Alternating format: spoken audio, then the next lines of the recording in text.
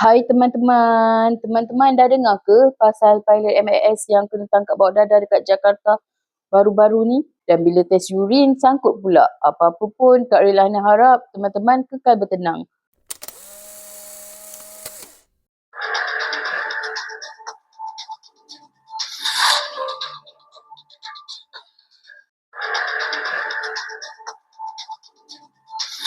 Sumpah, plot twist habis. Ingatkan terbangkan passengers je. Rupa-rupanya selamba je dia seluduk puluhan ribu pil ekstasi dan syabu dalam beg putih dia. Dan bila test urin, sangkut pula tu. Hari ni Kak Rilana nak story pasal kes ni lah. Jom layan.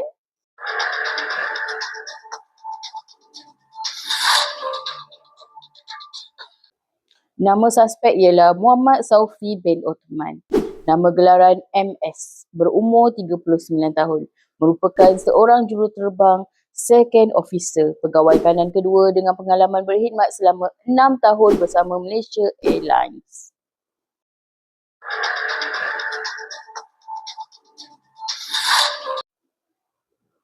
Pada 27 Julai 2026, suspek telah pergi ke sebuah apartmen di Ampang, Selangor untuk mengambil bekalan dadah menurut hasil risikan JSJN Bukit Aman iaitu Datuk Hussein Omahan.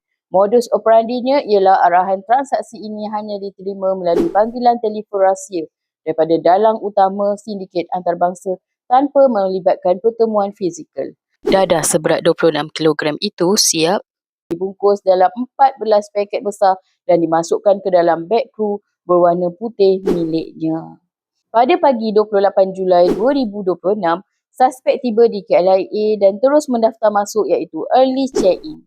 Bagasi pakaian kru miliknya yang sudah diisi dengan 26 kg dadah tersebut. Teman-teman, selepas urusan saringan bagasi awal selesai, di mana beg itu lulus tanpa mencetuskan amaran, suspek meninggalkan beg tersebut di dalam kawasan operasi stor atau logistik lapangan terbang. Kemudian suspek menaiki pesawat dan bertugas seperti biasa dari lapangan terbang Kota Kinabalu, Sabah tanpa membawa barangan haram itu bersamanya. Dia kemudian terbang semula ke KLIA siap sedia untuk tugasan antarabangsa pada keesokan harinya.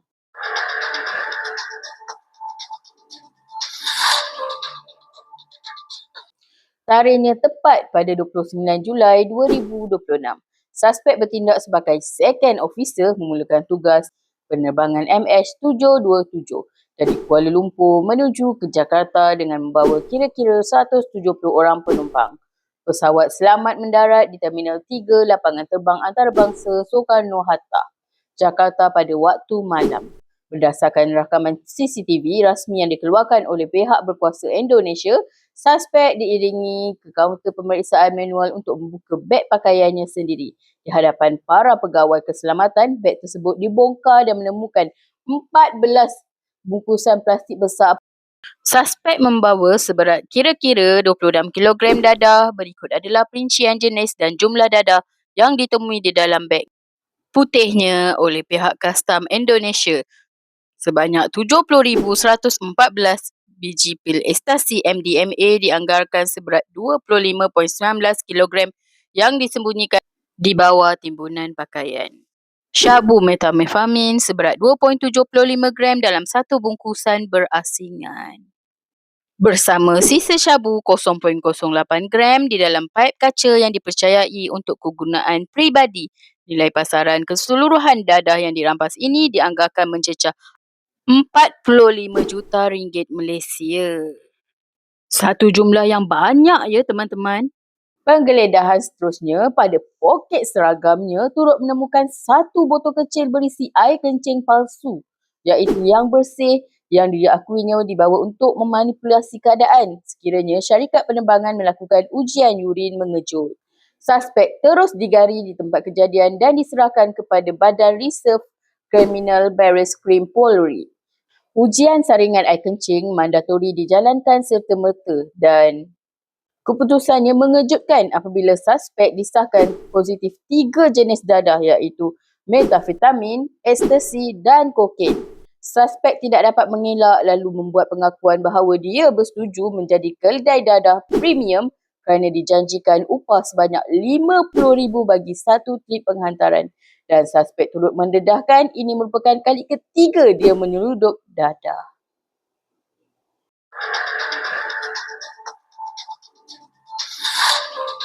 Misi khas PDRM. Bukit Aman mengumumkan penghantaran pasukan penyiasat khas ke Jakarta pada 11 hingga 15 Ogos 2026 untuk bekerjasama dengan Polri.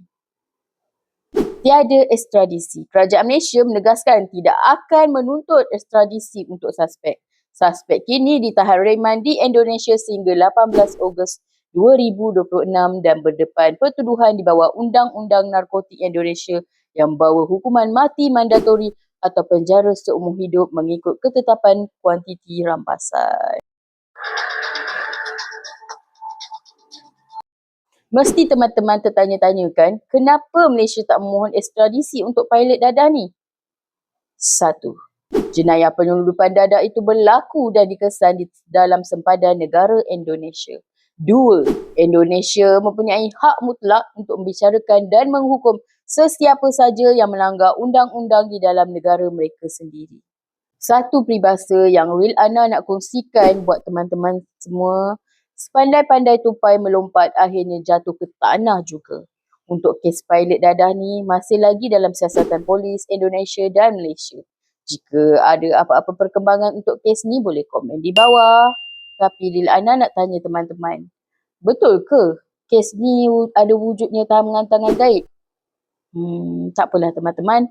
Bak kata pakcik Kak Ana ni, kita semua kena kekal bertenang. Dan satu je pesanan Real Ana buat teman-teman, hati-hati walau di mana kita berada kerana jenayah ada di sekeliling kita. Semoga kita berjumpa lagi. Bye.